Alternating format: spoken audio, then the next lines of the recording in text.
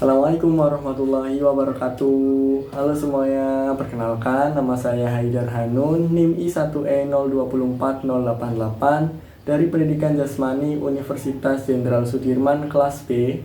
Pada kesempatan kali ini saya ingin berbagi sedikit informasi dan ilmu terkait dengan kurikulum. Jadi pada kesempatan kali ini saya akan menjelaskan pengertian kurikulum, unsur-unsur yang ada dalam kurikulum, kemudian tujuan kurikulum, yang keempat relevansi kurikulum, yang kelima penerapan kurikulum pada kehidupan sehari-hari maupun di sekolah. Teman-teman pernah nggak sih merasa jadwal kuliah suatu hari itu padat banget, terus kita bingung ketika milih mata kuliah ini atau yang itu. Nah, sebenarnya semua itu udah diatur di sebuah kurikulum.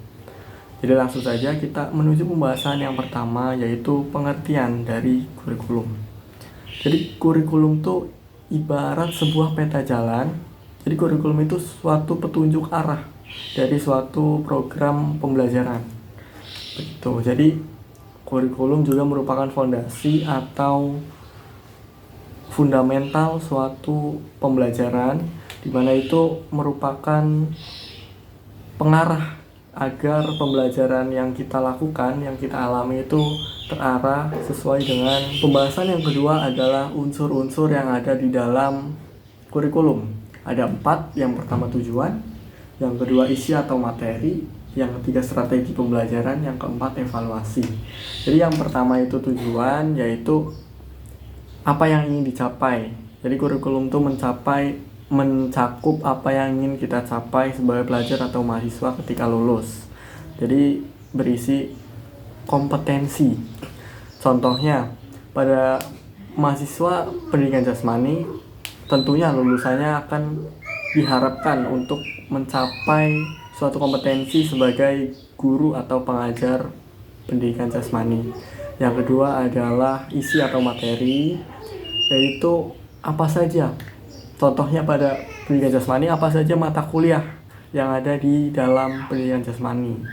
Seperti ada bola basket, ada bola sepak bola, ada bola voli, dan lain sebagainya yang berkaitan dengan pendidikan jasmani.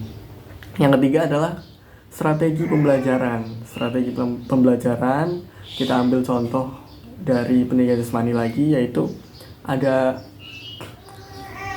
pembelajaran di dalam kelas yang memuat mata kuliah teori, kemudian ada praktik di lapangan yang memuat mata kuliah praktik seperti sepak bola, praktik di lapangan sepak bola, kemudian tenis lapangan yang praktik di lapangan tenis, ada bola basket yang memuat praktik di lapangan bola basket. Yang terakhir ada evaluasi, berisi bagaimana kita mengukur suatu kompetensi kita, yaitu bisa menggunakan sebuah ujian, sebuah tugas proyek.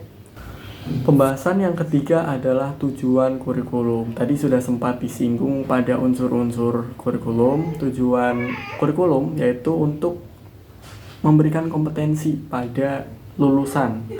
Pada contohnya di pendidikan jasmani, seorang lulusan pendidikan jasmani harus memiliki kompetensi sebagai seorang pengajar dengan ilmu atau kognitifnya, ilmu pengetahuannya yang mumpuni, kemudian sikapnya, afektifnya yang mumpuni juga.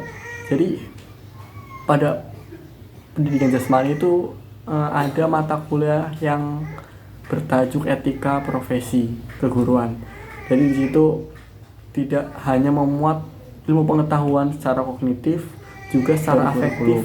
Kemudian ada juga psikomotorik. Pada pendidikan jasmani itu seorang lulusan pendidikan jasmani itu harus memiliki kompetensi pada domain psikomotorik, seperti contohnya bisa menggunakan raket tenis lapangan, bisa bermain bola, bisa bermain voli, bisa bola basket, dan lain sebagainya.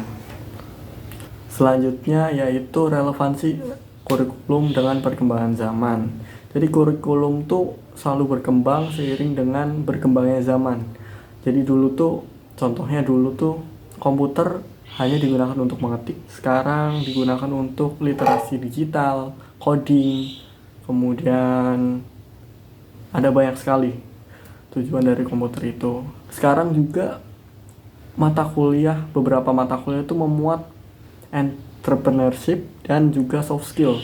Jadi tujuannya tuh buat kita setelah lulus itu tidak hanya bekerja, tapi bisa berkreasi, berinovasi. Contohnya pada pendidikan jasmani, setelah lulus nih cuma bekerja sebagai guru, tidak. Jadi kita bisa menjadi seorang pengusaha di bidang olahraga, misalnya di bidang gym, fitness, atau jual beli alat olahraga dan lain sebagainya, begitu. Selanjutnya penerapan kurikulum. Kurikulum tuh diterapin di sekolah, di universitas, di fakultas, di jurusan itu udah diterapin. Jadi misal pada 1 minggu itu mata kuliahnya apa saja, jamnya jam berapa saja, itu sudah jadi penerapan kurikulum. Kemudian pada Universitas Jenderal Sudirman tuh ada di pendidikan jasmani ada AMSP, kemudian ada KKN, ada mata kuliah teori, mata kuliah praktik, yaitu salah satu dari banyaknya penerapan dari kurikulum itu sudah termasuk penerapannya. Jadi begitu. Jadi bagaimana kita menyeimbangkan antara teori dan praktik, kemudian pengalaman kerja nyata di KKN dan AMSP itu sudah diatur dari kurikulum. Jadi teman-teman, itulah kurikulum. Jadi bukan cuma jadwal kuliah 1 minggu, tapi sebuah rencana yang besar, rencana 1 semester kuliah, rencana dari semester 1 sampai lulus kuliah, itu adalah bagian dari penerapan kurikulum teman-teman. Jadi begitu. Semoga ilmu yang sedikit ini bisa bermanfaat bagi kita semua. Semangat belajarnya. Semoga kita lulus tepat waktu, anak-anak pendidikan jasmani Unsud. Semangat.